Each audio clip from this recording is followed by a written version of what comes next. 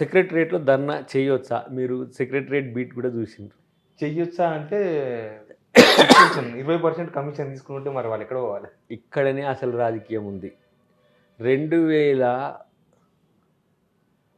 ఎంత 21 20 బిల్స్ వోళ్ళు కూడా వచ్చి ఆడ కూర్చుంటారు. హ్మ్. వాళ్ళు బిల్ పని చేయించుకుండ్రు. గత ప్రభుత్వం పైసలు ఇయ్యలే. కోట్ల రూపాయలు 60 కోట్లు, 70 కోట్లు, 80 కోట్లు. రాష్ట్ర ఆర్థిక పరిస్థితి ఏంది? రెవెన్యూస్ ఎంతున్నాయి? అంటే రిసీట్స్ ఎంతున్నాయి? పేమెంట్స్ ఎంతున్నాయి? ఒకసారి మీరు కంపేర్ చేయండి. ఎవరు మన జర్నలిస్టులు అంతా కూడా 7,00,000 కోట్ల అప్పు ఉన్నమాట వాస్తవమే. బట్ నీది ఫ్యూయల్‌ని బట్టే కదా బండి నడిచేది. ఇప్పుడు మీరు కూడా 1,50,000 కోట్లు అప్పు చేసిర్రు.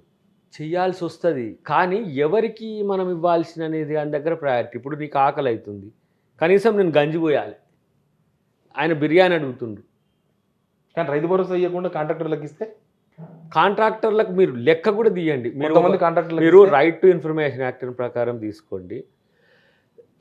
ఏ కాంట్రాక్టర్కు ఎంతెంత ఏ సందర్భాల్లో ఇచ్చిండ్రో 5 lakhs దాటిన కాంచి కూడా కౌంట్ ఉంది. 5 lakhs బిల్ పేమెంట్స్ నుంచి అవును. కౌంట్ ఉంది. ఇవ్వాలన్నా ఇవ్వద్దా ప్రయారిటీ ఏంది. నేనే ఒక ఎగ్జాంపుల్ చెప్తా. ఒక బీజేపీ మిత్రుని యొక్క సోదరునిది. ఆయనకు జీపీఎఫ్ ఉంది. బిడ్డ పెండ్లి అవుతున్నది. పెట్టుకున్నాడు. రావట్లే. కానీ రావాలి. చూస్తే అది 35 lakhs ఉంది. 5 lakhs దాటిన తర్వాత ఇవ్వాలంటే కండిషన్. కానీ ఇక్కడ ఏంటిది? ఒక కూతురు పెండ్లి అంటే ఒక జీవితం.